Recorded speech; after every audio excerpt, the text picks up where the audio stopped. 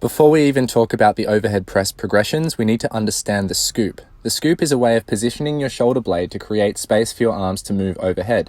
It can solve winging and shoulder impingement. If you have a rounded forward shoulder, scooping back like so can help you to create space. Watch as my shoulder blade tilts so that the lower edge comes forward and the top of my shoulder goes back. Right here. See, it's not the same as just traveling forward, and it's not the same as just traveling back. It's actually a tilting of the shoulder blade. So you can see here from my rounded anteriorly tilted position, I then scoop into posterior tilt.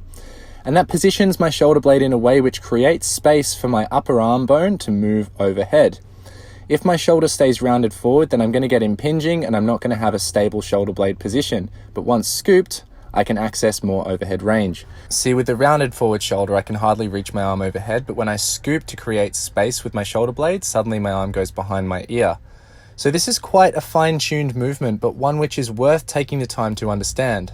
If you ever have a shoulder issue and you go to the physio, they're more than likely going to be teaching you the same thing. Scooping uses your serratus and your lower trap muscles to take some of the pressure off your rotator cuff. So your shoulder blade is like a mortar and your upper arm bone is like a pestle, and when you tilt the mortar in the direction that the pestle wants to point, you create space rather than grinding around the edges of your shoulder joint. So I'm going to show you a drill that will help you build this intrinsic control. You're going to put a foam roller on the wall and wrap your elbows forward to bring your shoulder blades around your rib cage. Then, keeping the elbows close together and the hands parallel, you're going to press up the wall and feel how the bottom ends of your shoulder blades glide under and forward, so you're showing off your armpits forward and the top end of your shoulder blade glides back to create space for your arms to move overhead.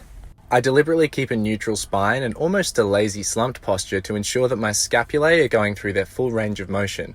If I arch my back like this, you can see the shoulder angle remains closed even at the end of the movement, and so I'm not really targeting that specific opening that I'm looking for, and I won't build the necessary strength. So once I understand the scoop, I can start to load it with a kettlebell with a bottoms up hold. See here, I collapse and then I scoop.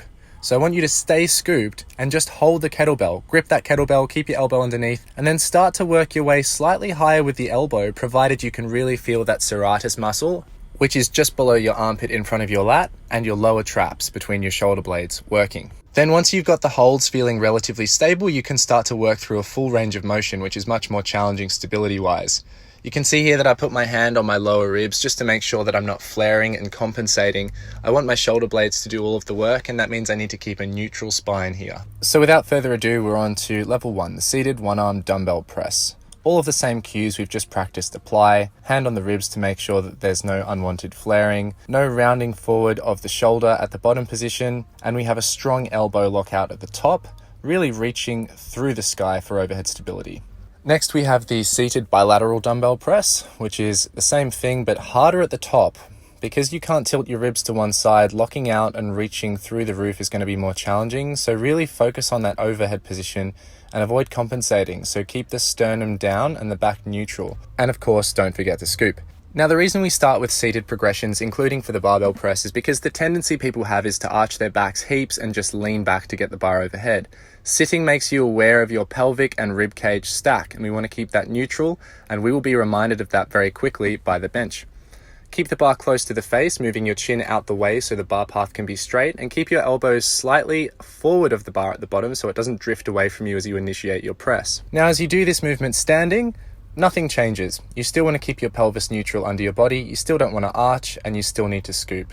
You still need to keep your chin out of the way of the bar so the bar path can travel straight, but all you're going to do is squeeze your quads and glutes to get a bit more muscular irradiation and create strength from that muscular tension in your body. Now I'm going to show you a couple of faults that can happen.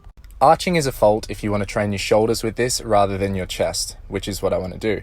If you let your elbows drop back as well, that'll send the bar forward, and that'll make you more likely to need to arch to bring in your chest to correct for that mistake. Now, the pike push-up is slightly higher on the skill progression.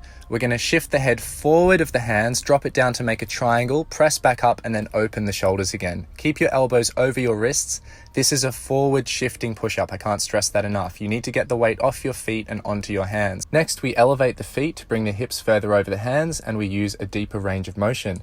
Make sure that you keep a neutral or even slightly rounded spine on this one as you scoop those shoulders. We don't want to arch the back and shrug the shoulders up. That's a sign that you're not quite ready for this movement yet.